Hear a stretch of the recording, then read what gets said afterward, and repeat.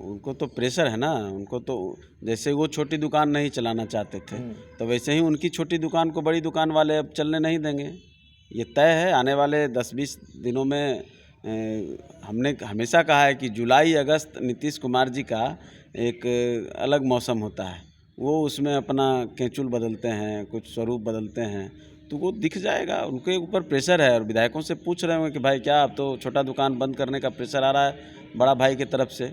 आपने देखा कैसे बेइज्जती की गई कि उनको संयोजक बना रहे हैं तो ये बना रहे हैं, तो देश जो है नीतीश कुमार जी की अगुवाई में चलने वाला है।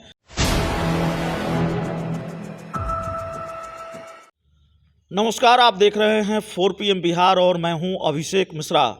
देखिए, हमारे साथ इस वक्त हिंदुस्तानी आवाम मोर्चा के राष्ट्रीय प्रवक्ता श्याम सुंदर शरण हैं और जाहिर तौर पर हिंदुस्तानी आवाम मोर्चा की चर्चा और 2024 के लोकसभा चुनाव में हिंदुस्तानी आवाम मोर्चा की भूमिका, बिहार के पूर्व सीएम जीतन राम मांझी की पार्टी है और पृष्ठभूमि मालूम है किस तरीके का घटनाक्रम पिछले दिन हुआ। महागठबंधन से अलग हुए, अमित शाह से मुलाकात और उसके बाद ऐलान कि अब एनडीए के साथ है, तो जाहिर है इससे जुड़े कई सवाल और उसके बाद बिहार की राजनीति के कुछ मौजूदा घटनाक्रम हैं, उस पर भी बात होगी। समूह शरण जी, श्याम सुंदर शरण जी, जो सबसे पहला सवाल होगा वो ये होगा, लोग जानना चाहते हैं कि एक महागठबंधन में ऐसी क्या डील नहीं हो पा रही थी, ऐसी क्या बातचीत नहीं हो पा रही थी जिसकी वजह से एनडीए में जाना पड़ा, और भारतीय जनता पार्टी के साथ क्या डील हुई है? देखिए, राजनीति में डील शब्द बड़ा ओछा शब्द हो जाता है, ऐसा नहीं होता है। और डील तो वो करते हैं जो दुकान चलाते हैं। तो दुकान कौन लोग चला रहे हैं, बड़ी दुकान छोटी दुकान जो बोल रहे हैं, वो तो उनका मसला है ना।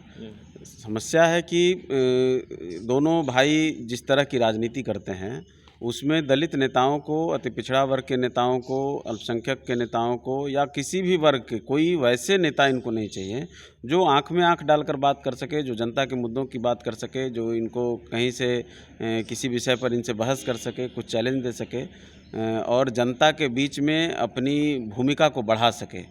ऐसे लोगों को ये लोग पसंद नहीं करते हैं। और आप लोग जिसको डील का नाम देते हैं वो कोई डील नहीं था, वो यही था कि वो लोग चाहते थे कि खामोशी से एक स्टैचू के रूप में और उनके यहाँ अपना दर्शक दीर्घा में आप केवल खड़े रहें, उनके जनता दरबार में हाँ मिलाते रहें उनके दरबार में। तो वो काम हमारे नेता ने नहीं किया।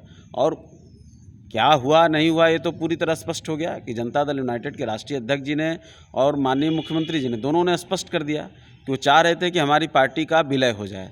तो हम लोगों ने जिस मेहनत से, खून पसीने से सींच करके इस पार्टी को बनाया और जो मकसद हमारा था, उस मकसद में हम सत्ता के लिए अपने सिद्धांतों से समझौता कर जाएं, पार्टी को बेच दें, ये होने वाला नहीं था।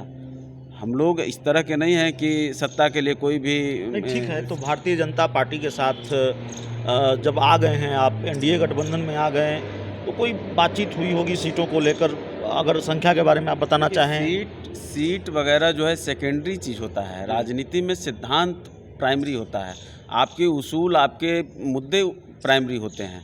तो सीट तो जब आपकी भूमिका जैसी होगी, जनता में आपका जो पैठ होगा, उसके हिसाब से चीज़ें तय हो जाती हैं। सीट शेयरिंग कोई मसला नहीं है।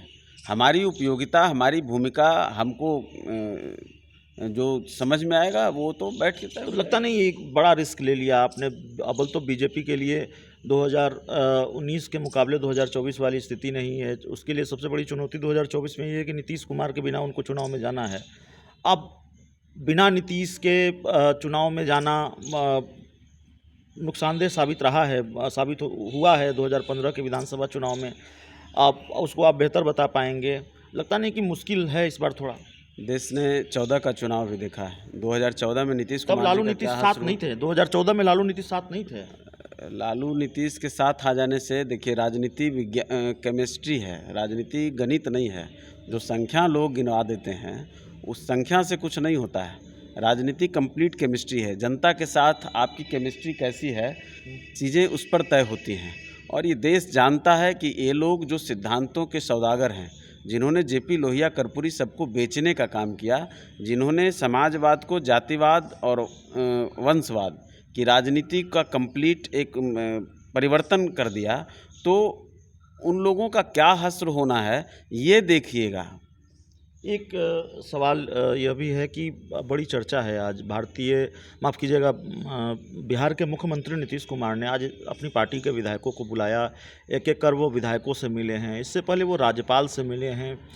कहीं कोई सरप्राइज़ तो नहीं देने वाले क्या? कैसे देख रहे हैं इन चीज़ों को? अब सरप्राइज़ क्या देंगे, उनका मर्जर उर्जर कुछ होगा, उनको तो प्रेशर है ना, उनको तो जैसे वो छोटी दुकान नहीं चलाना चाहते थे तो वैसे ही उनकी छोटी दुकान को बड़ी दुकान वाले अब चलने नहीं देंगे। ये तय है, आने वाले 10-20 दिनों में हमने हमेशा कहा है कि जुलाई अगस्त नीतीश कुमार जी का एक अलग मौसम होता है, वो उसमें अपना केंचुल बदलते हैं, कुछ स्वरूप बदलते हैं, तो वो दिख जाएगा। उनके ऊपर प्रेशर है और विधायकों से पूछ रहे होंगे कि भाई क्या अब तो छोटा दुकान बंद करने का प्रेशर आ रहा है बड़ा भाई की तरफ से। आपने देखा कैसे बेइज्जती की गई कि उनको संयोजक बना रहे हैं, तो ये बना रहे हैं, तो देश जो है नीतीश कुमार जी की अगुवाई में चलने वाला है और लालू प्रसाद जी बारात किसी और की सजाने लगे। तो तो आप ये कह रहे हैं 20 दिनों में ये हो जाएगा, 20 दिनों में अपनी पार्टी का विलय वो कर देंगे जेडीयू का आरजेडी में? करना पड़ेगा। उन्होंने जो तय मानक जब आप तय करेंगे तो उस पर आपको भी चलना पड़ेगा। आपने मानक तय किया कि देश में, बिहार में अब छोटी दुकान नहीं चलेगी, तो भाई आपकी तो दुकान तो इतनी आपकी 4 विधायकों वाली पार्टी थी, उनकी 43 विधायकों वाली पार्टी हमने है। मानक तय नहीं किए हैं ना, हम तो उनके घरौंदे से बाहर निकल गए, हमने अपने आप को उनसे अलग कर लिया। हम लोकतंत्र आप विलय नहीं कर पाए, नीतीश कुमार कर पाएंगे कि वो भी घरौंदे से बाहर निकल पाएंगे? क्या होता है वो देख रहे हैं? उनको करना पड़ेगा, नहीं करेंगे तो उनको भी बाहर होना पड़ेगा। तो चलिए, हमारे साथ श्याम सुंदर शरण जी थे, हिंदुस्तानी अवाम मोर्चा के राष्ट्रीय प्रवक्ता हैं, और दावा ये है कि अगले 20 दिनों में नीतीश कुमार की पार्टी जेडीयू का आरजेडी में विलय हो जाएगा। अभी एनडीए के नए नए सहयोगी हैं, तो जाहिर है उसको लेकर भी कई सवाल और उस पर बातचीत। एनडीए के बड़े पुराने सहयोगी हैं, आप लोग नए नए, हम लोग घर वापसी हुई है। हाँ, कुछ दिनों के लिए इनके चक्कर में आ गए थे तो ये ठग लोग तो बहुत अपने तरह अब का आएंगे कि नहीं? कौन? अब आप ये कहने की स्थिति में हैं कि अब दोबारा नीतीश कुमार के साथ नहीं जाएंगे कभी? अब नीतीश कुमार ही नहीं रहेंगे तो हम कहाँ उनके पास जाएंगे? उनकी विदाई होने वाली, देख लीजिएगा 2024 के 25 के बाद। चलिए, तो इस रिपोर्ट में, इस इंटरव्यू में इतना ही। बहुत बहुत धन्यवाद।